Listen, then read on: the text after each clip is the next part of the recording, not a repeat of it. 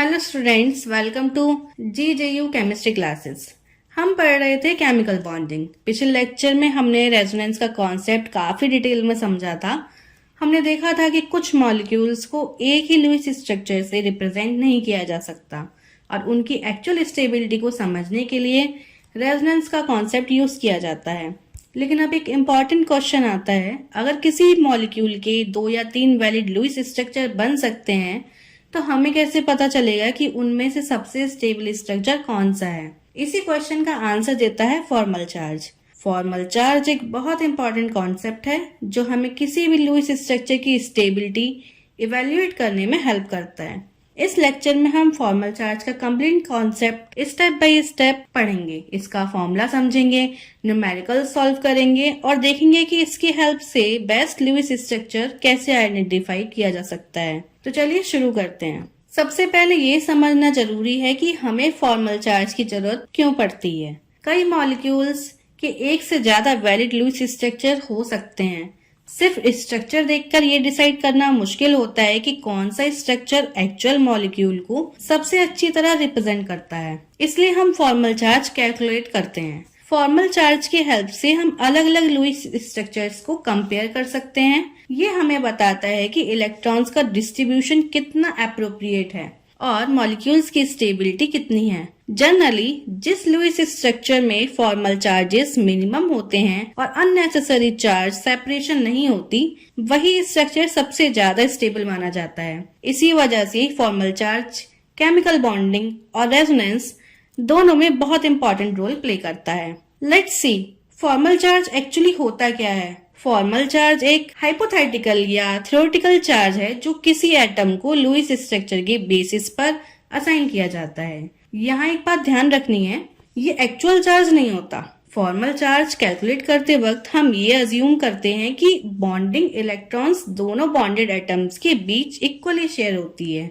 Reality में electrons हमेशा equally share नहीं होते, लेकिन कैलकुलेशंस को सिंपल और स्टैंडर्ड फॉर्म में बनाने के लिए ये अजम्पशन लिया जाता है। इसी कैलकुलेशन की हेल्प से हम डिफरेंट लुईस स्ट्रक्चर्स को कंपेयर करते हैं और आइडेंटिफाई करते हैं कि कौन सा स्ट्रक्चर सबसे स्टेबल है। इसलिए फॉर्मल चार्ज को एक मैथमेटिकल टूल भी कहा जा सकता है जो लुईस स्ट्रक्चर को इवेल्युएट करने के लिए यूज होता है। फॉर्मल चार्ज का फॉर्मूले के बारे में बात करते हैं। इस चैप्टर का हर न्यूमेरिकल इसी फॉर्मूले पर बेस्ड रहेगा।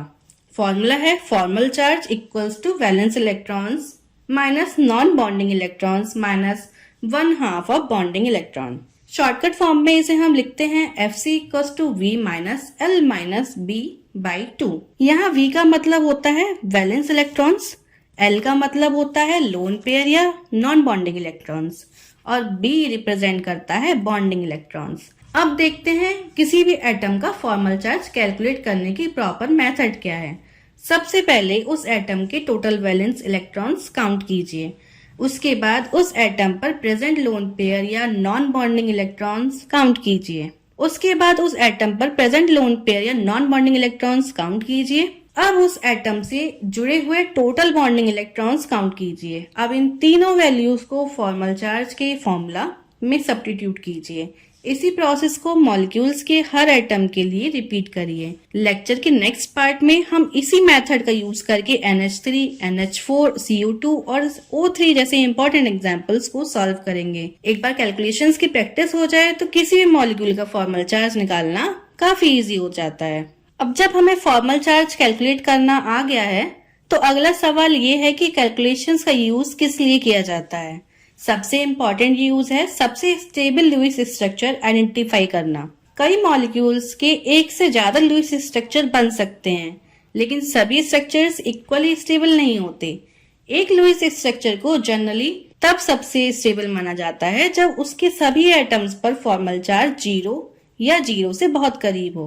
दूसरी बात, पॉजिटिव और नेगेटिव चार्जेस का अननेसेसरी सेपरेशन नहीं होना चाहिए और अगर नेगेटिव फॉर्मल चार्ज प्रेजेंट हो तो वो ज्यादा इलेक्ट्रोनेगेटिव एटम पर होना चाहिए, क्योंकि इलेक्ट्रोनेगेटिव एटम्स एक्स्ट्रा इलेक्ट्रॉन्स को बेटर हैंडल कर सकते हैं। इसलिए हमेशा याद रखिए lower formal charge means greater stability. यही रूल रेजोनेंस स्ट्रक्चर्स कंपेयर करते वक्त भी यूज किया जाता है। अब हम अपना पहला न्यूमेरिकल सॉल्व करते हैं। एग्जाम्पल है अमोनिया यानी NH3।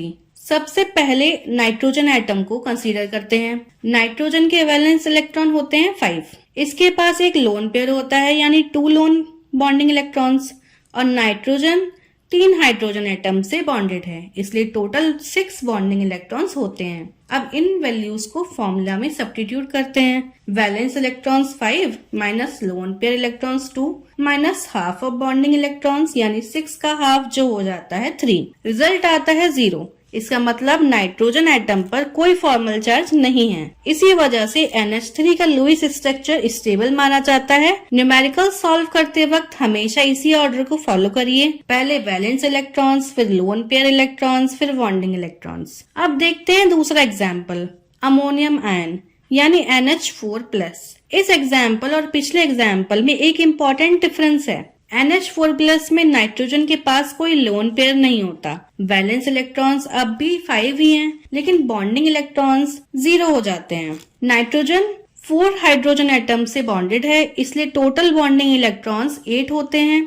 अब फॉर्मूला लगाते हैं, 5 माइनस 0 माइनस 8 का हाफ यानी 4। रिजल्ट आता है +1, इसलिए NH4 में नाइट्रोजन एटम का फॉर्मल चार्ज +1 होता है। यही पॉजिटिव चार्ज पूरे अमोनियम आयन का ओवरऑल चार्ज भी होता है। इस एग्जाम्पल से ये भी समझ आता है कि हर मॉलिक्यूल में फॉर्मल चार्ज 0 होना जरूरी नहीं होता। अगर मॉलिक्यूल या आयन का ओवरऑल चार्ज पॉजिटिव या नेगेटिव है तो फॉर्मल चार्जेस का टोटल भी वही चार्ज होना चाहिए। अब हम थर्ड एग्जाम्पल देखते हैं, कार्बन डाइऑक्साइड यानी CO2। इसी मॉलिक्यूल में कार्बन एटम दोनों ऑक्सीजन एटम्स के साथ डबल बॉन्ड बनाता है। जब हम कार्बन और दोनों ऑक्सीजन एटम्स का फॉर्मल चार्ज कैलकुलेट करते हैं तो तीनों एटम्स का फॉर्मल चार्ज 0 आता है। ये एक आइडियल सिचुएशन है। जब मॉलिक्यूल्स के सभी एटम्स का फॉर्मल चार्ज 0 हो तो उसका लुईस स्ट्रक्चर जनरली बहुत स्टेबल माना जाता है। इसी वजह से कार्बन डाइऑक्साइड का लुईस स्ट्रक्चर किसी रेजोनेंस कंपैरिजन की जरूरत के बिना ही स्टेबल होता है। इस एग्जाम्पल से एक इम्पोर्टेंट रूल याद रखिए, जितना फॉर्मल चार्ज कम होगा मॉलिक्यूल उतना ही ज्यादा स्टेबल होगा।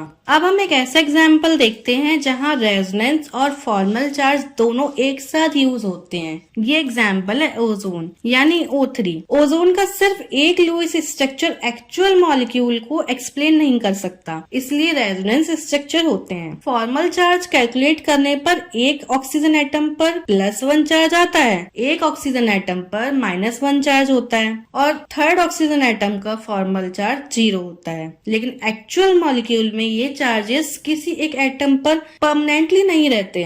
रेजोनेंस की वजह से ये चार्जेस डिलोकलाइज होते हैं और पूरे मॉलिक्यूल्स में डिस्ट्रीब्यूट होते हैं। इसी डिलोकलाइजेशन की वजह से ओजोन मॉलिक्यूल्स ज्यादा स्टेबल होता है। फॉर्मल चार्ज कैलकुलेट करने पर एक ऑक्सीजन एटम पर +1 चार्ज आता है, एक ऑक्सीजन एटम पर -1 चार्ज होता है और थर्ड ऑक्सीजन एटम का फॉर्मल चार्ज 0 होता है। लेकिन एक्चुअल मॉलिक्यूल में ये चार्जेस किसी एक एटम पर परमानेंटली नहीं रहते हैं। रेजोनेंस की वजह से ये चार्जेस डिलोकलाइज हो जाते हैं और पूरे मॉलिक्यूल्स में डिस्ट्रीब्यूट हो जाते हैं। इसी डिलोकलाइजेशन की वजह से ओजोन मॉलिक्यूल ज्यादा स्टेबल होता है। यहाँ आप देख सकते हैं कि फॉर्मल चार्ज और रेजोनेंस एक दूसरे से कितने क्लोजली कनेक्टेड कॉन्सेप्ट हैं। स्टूडेंट्स का सबसे कॉमन कंफ्यूजन होता है फॉर्मल चार्ज और ऑक्सीडेशन नंबर सेम होते हैं, लेकिन रियलिटी में ये दोनों बिल्कुल अलग कॉन्सेप्ट्स हैं। सबसे पहले बात करते हैं फॉर्मल चार्ज की। फॉर्मल चार्ज एक हाइपोथेटिकल या थ्योरेटिकल चार्ज होता है जो सिर्फ लुईस स्ट्रक्चर के बेसिस पर कैलकुलेट किया जाता है। इस कैलकुलेशन में हम अज्यूम करते हैं कि बॉन्डिंग इलेक्ट्रॉन्स दोनों एटम्स के बीच इक्वली शेयर होते हैं। अब बात करते हैं ऑक्सीडेशन नंबर की।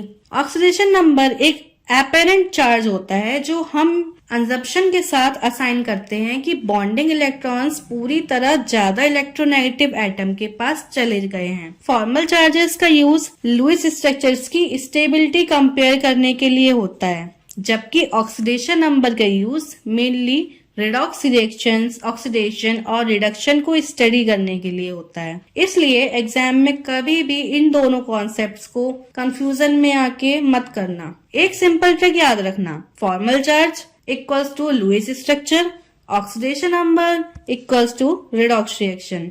अगर ये लाइन याद रखी तो कभी कंफ्यूजन होगी ही नहीं। अब देखते हैं फॉर्मल चार्ज की कुछ इम्पोर्टेंट कैरेक्टरिस्टिक्स। सबसे पहली बात, फॉर्मल चार्ज एक थ्योरेटिकल क्वांटिटी है, ये एक्सपेरिमेंटली मेजर नहीं किया जाता। दूसरी बात, इसका यूज लुईस स्ट्रक्चर को इवेल्यूएट करने के लिए होता है।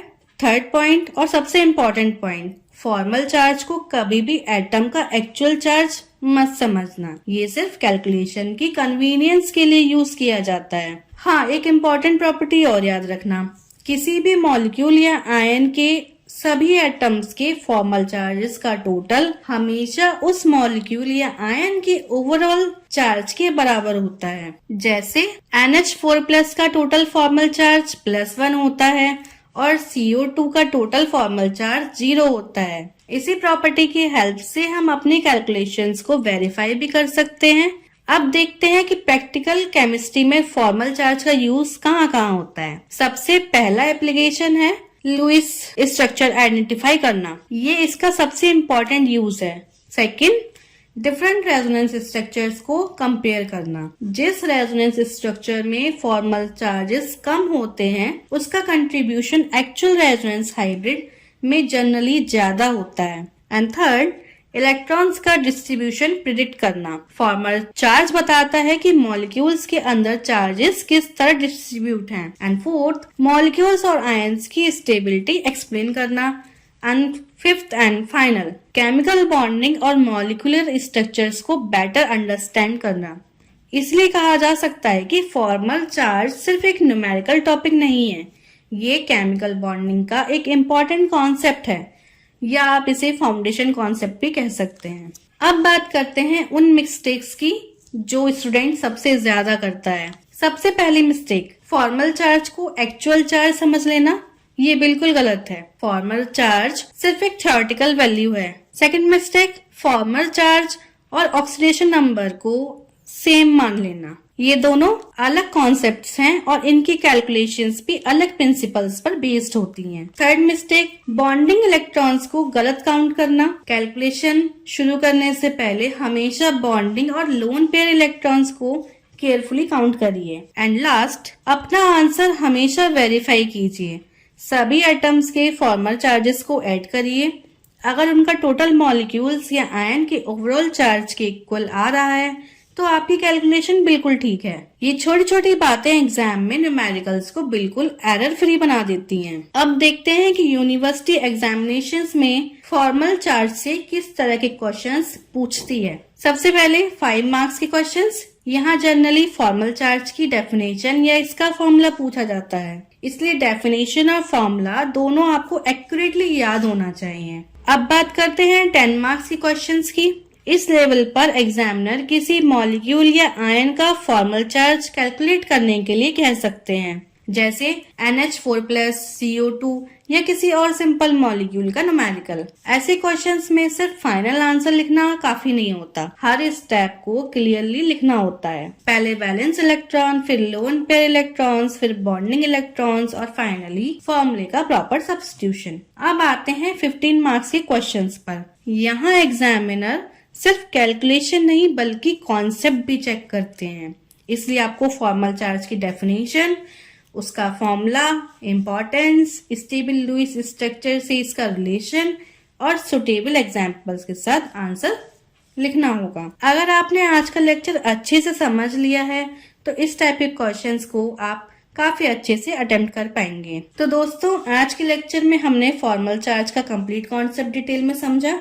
अब आप किसी भी लुईस स्ट्रक्चर का फॉर्मल चार्ज कैलकुलेट कर सकते हैं और आइडेंटिफाई कर सकते हैं कि कौन सा स्ट्रक्चर सबसे स्टेबल है। मैं रिकमेंड करूंगी कि लेक्चर के बाद NH3, NH4+, CO2, O3 और NO3 नेगेटिव जैसे एग्जाम्पल्स की प्रैक्टिस आप जरूर करें। जितनी ज्यादा आप प्रैक्टिस करेंगे उतना ही ये टॉपिक आपको इजी लगेगा। नेक्स्ट लेक्चर में हम इलेक्ट्रोनेगेटिविटी को डिटेल में पढ़ेंगे। हम समझेंगे कि इलेक्ट्रोनेगेटिविटी क्या होती है, पीरियोडिक टेबल में इसका ट्रेंड क्या होता है, किन फैक्टर्स की वजह से ये चेंज होती है और केमिकल बॉन्डिंग में इसका क्या रोल होता है। ये टॉपिक भी केमिकल बॉन्डिंग का बहुत इम्पोर्टेंट पार्ट है और आगे के चैप्टर्स को समझने के लिए इसका क्लियर होना काफी इम्पोर्टेंट है, इसलिए नेक्स्ट लेक्चर को मिस मत करिएगा। अगर आज का लेक्चर आपको हेल्पफुल लगा हो तो वीडियो को लाइक जरूर करें और अगर आपने अभी तक चैनल को सब्सक्राइब नहीं किया है तो सब्सक्राइब कर लीजिए ताकि केमिकल बॉन्डिंग के कंप्लीट लेक्चर सीरीज आप तक सबसे पहले पहुंच सकें। अगर किसी भी पॉइंट पर कोई डाउट हो